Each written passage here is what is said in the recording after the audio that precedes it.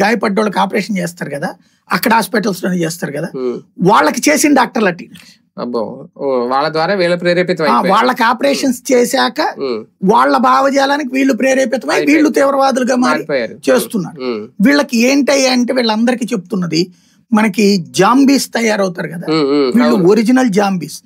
వీళ్ళకి ఏంటి, ఈ దేశంలో నష్టమేం లేదు. కాశ్మీర్ ఇప్పుడు జమ్మూ కాశ్మీర్ లోంచి విడిపోయినటువంటి పాక్ ఆక్యుపైడ్ జమ్మూ కాశ్మీర్ లో ఉన్నటువంటి మనుషులు ఎలా బ్రతుకుతున్నారు? కుక్క బతుకులే. పాకిస్తాన్ బతుకులు కుక్క బతుకులే. అదేది ఆఫ్ఘనిస్తాన్ వాళ్ళు లేకపోతే ఎక్కడ స్వేచ్ఛ ఉంది వీళ్ళకి? బట్ అవన్నీ చెప్పరు. అవును, ఈ లోకం అంతా దరిద్రమే, ఇక్కడంతా అరాచకమే. ఇక్కడ ఇదే ముస్లింలు సగర్వంగా సంతోషంగా బ్రతుకుతున్న అరబ్ దేశాలు ప్రస్తావించారు. వాళ్ళు ఫస్ట్ క్లాస్ ముస్లిమ్స్ కింద ఫీల్ అవుతారు, వాళ్ళు వీళ్ళని సెకండ్ క్లాస్ ముస్లిమ్స్ కింద ఫీల్ అవుతారు. వీళ్ళని వాళ్ళు ముస్లిమ్స్ కింద కన్సిడర్ చేయరు. వీళ్ళేమో మనల్ని కాఫీర్లు అజ్ఞానులు అంటారు, మనల్ని చంపేస్తే వీళ్ళకి స్వర్గం వస్తుంది అంటారు, వీళ్ళని లేపేస్తే వాళ్ళకి స్వర్గం వస్తుంది అనుకుంటారు వాళ్ళు. ఏది ఒరిజినల్ అరబ్ దేశాలు.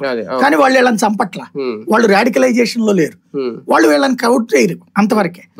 వీళ్ళకి ఏమైపోతుందంటే ఈ జీవితాలు అంటే వీళ్ళకి నేర్పే గురువులు ఈ లోకం కరెక్ట్ కాదు, ఇది ఆఫ్టర్ ఆల్ 50 ఏళ్ళు బతుకుతావు, 60 ఏళ్ళు బతుకుతావు, చస్తే 20 ఏళ్ళకే చచ్చిపోతావు. కానీ నువ్వు గనక ఓ హిందువుని చంపితే లేదా విశ్వాసి కానివాడిని చంపితే, అంటే ముస్లిం కానివాడు అందరూ కూడా బ్రతకడానికి అనర్హులు ఈ లోకంలో.